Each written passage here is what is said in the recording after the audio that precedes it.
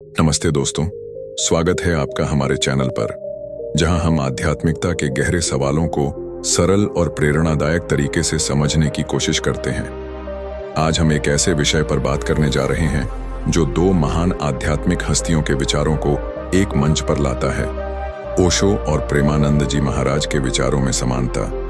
ओशो, जिन्हें आचार्य रजनीश के नाम से जाना जाता है, अपने क्रांतिकारी और जागरूकता केंद्रित दर्शन के लिए प्रसिद्ध हैं।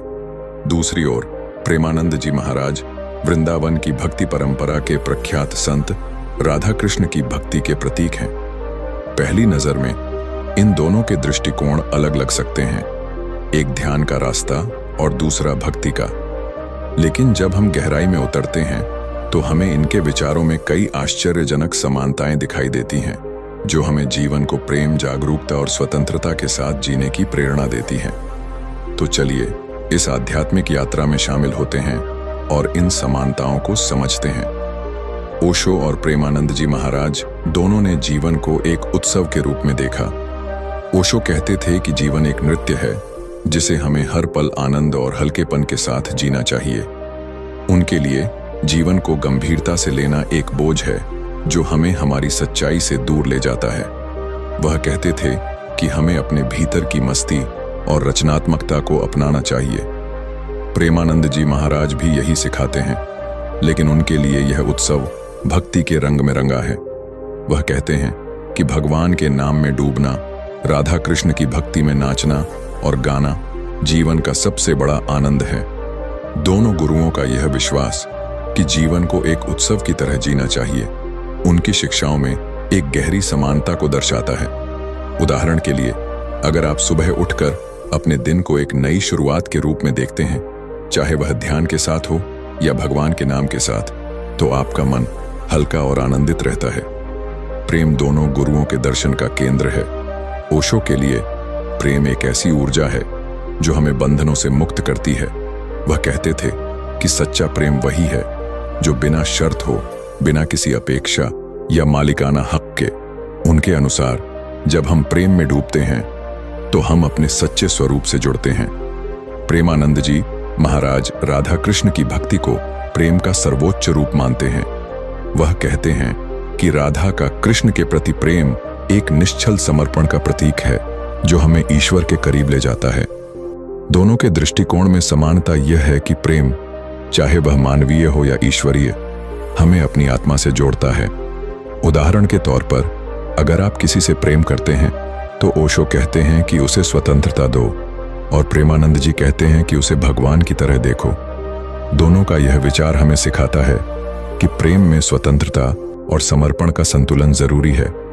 जागरूकता एक और महत्वपूर्ण समानता है।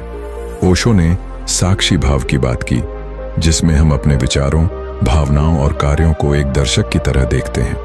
वह कहते थे कि जब हम अपने मन को बिना जज किए देखते हैं तो हम अपने भीतर की शांति को पाते हैं। उदाहरण के लिए, अगर आप गुस्से में हैं तो ओशो कहते हैं कि गुस्से को दबाओ मत, बल्कि उसे देखो जैसे वह एक बादल है जो तुम्हारे मन से गुजर रहा है। प्रेमानंद जी महाराज भी जागरूकता की बात करते हैं, लेकिन उनके लिए यह भक्ति में निहित है। वह कहते हैं कि जब हम भगवान के नाम में पूरी तरह डूबते हैं तो हमारा मन शांत हो जाता है और हम अपनी आत्मा के करीब आते हैं। दोनों का यह दृष्टिकोण हमें सिखाता है कि जागरूकता, चाहे वह ध्यान के रूप में हो या भक्ति के, हमें अपने सच्चे स्वरूप से जोड़ती है। स्वतंत्रता दोनों गुरुओं के दर्शन का एक और महत्वपूर्ण पहलू है। ओशो का मानना था कि असली स्वतंत्रता मन के बंधनों से मुक्ति है। वह कहते थे कि समाज, धर्म और संस्कृति हमें नियमों और अपेक्षाओं में बांधते हैं जो हमारी आत्मा को कैद कर देते हैं।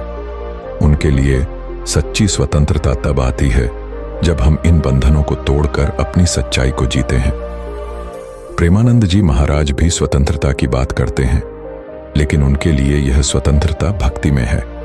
वह कहते हैं कि जब हम भगवान के प्रति पूर्ण समर्पण करते हैं तो हम दुनिया की सारी चिंताओं और बंधनों से मुक्त हो जाते हैं। उदाहरण के लिए, अगर आप अपने जीवन में तनाव महसूस कर रहे हैं तो ओशो कहते हैं कि ध्यान करें और अपने मन को शांत करें, जबकि प्रेमानंद जी कहते हैं कि भगवान का नाम लें और सब कुछ छोड़ दें। का यह विचार हमें सिखाता है कि स्वतंत्रता का मतलब है अपने मन को शांत करना और अपनी सच्चाई को जीना। आत्मखोज दोनों गुरुओं के दर्शन का मूल है। ओशो कहते थे कि जीवन का असली उद्देश्य है अपने सच्चे स्वरूप को जानना। वह कहते थे कि जब तक हम अपने आप को नहीं जानते तब तक हम जीवन को पूरी तरह नहीं जी सकते। उनके लिए ध्यान इस आत्मखोज का रास्ता है। उदाहरण के लिए, अगर आप रोजाना कुछ पल ध्यान में बिताते हैं तो आप अपने भीतर की शांति और सच्चाई को महसूस करते हैं। प्रेमानंद जी महाराज भी यही सिखाते हैं, लेकिन उनके लिए यह खोज भक्ति के माध्यम से होती है। वह कहते हैं कि जब हम भगवान के प्रति पूर्ण समर्पण करते हैं तो हम अपनी आत्मा को जान लेते हैं। दोनों का यह विश्वास कि आत्मखोज ही जीवन का अंतिम लक्ष्य है, उनकी शिक्षाओं को एक सूत्र में बांधता है। ओशो और प्रेमानंद जी दोनों ने सरलता पर जोर दिया। ओशो कहते थे कि जीवन को जटिल करने की जरूरत नहीं है। वह कहते थे कि जब हम अपने मन की जटिलताओं को छोड़ देते हैं तो हमारा जीवन एक फूल की तरह खिलने लगता है। प्रेमानंद जी महाराज भी यही सिखाते हैं। वह कहते हैं कि भगवान का नाम लेना इतना सरल है कि कोई भी इसे कर सकता है। उदाहरण के लिए, अगर आप अपने दिन की शुरुआत एक साधारण भजन या ध्यान से करते हैं तो आपका मन शांत और केंद्रित रहता है। दोनों गुरुओं का यह विश्वास कि जीवन को सरलता और सहजता के साथ जीना चाहिए उनकी शिक्षाओं में एक और समानता को दर्शाता है। वर्तमान में जीना दोनों गुरुओं की शिक्षाओं का एक और महत्वपूर्ण पहलू है। ओशो कहते थे कि ज्यादातर लोग या तो अतीत में जीते हैं या भविष्य की चिंता करते हैं, लेकिन असली जीवन वर्तमान में होता है। वह कहते थे कि वर्तमान क्षण में जीना ही ध्यान है। प्रेमानंद जी महाराज भी यही सिखाते हैं। वह कहते हैं कि भगवान का नाम हर पल में लिया जा सकता है और यह हमें वर्तमान में लाता है। उदाहरण के लिए, अगर आप अपने काम के बीच में एक पल रुककर भगवान का नाम लेते हैं या अपनी सांसों पर ध्यान देते हैं तो आप तुरंत वर्तमान में आ जाते हैं। दोनों का यह दृष्टिकोण हमें सिखाता है कि जीवन का असली आनंद वर्तमान में जीने में है। ओशो और प्रेमानंद जी दोनों ने यह भी सिखाया कि सच्ची आध्यात्मिकता का मतलब है अपने जीवन को प्रेम और जागरूकता के साथ जीना। ओशो कहते थे कि हर कार्य को प्रेम और जागरूकता के साथ करना चाहिए, चाहे वह कोई साधारण काम हो या कोई बड़ा लक्ष्य। प्रेमानंद जी कहते हैं कि हर कार्य को भगवान के प्रति समर्पण के साथ करना चाहिए। उदाहरण के लिए, अगर आप अपने परिवार के लिए खाना बनाते हैं तो उसे प्रेम और भक्ति के साथ बनाएं। यह छोटा सा कार्य भी आध्यात्मिक बन जाता है। दोनों गुरुओं का यह विश्वास कि हर कार्य को प्रेम और जागरूकता के साथ करना चाहिए उनकी शिक्षाओं में एक और समानता को दर्शाता है।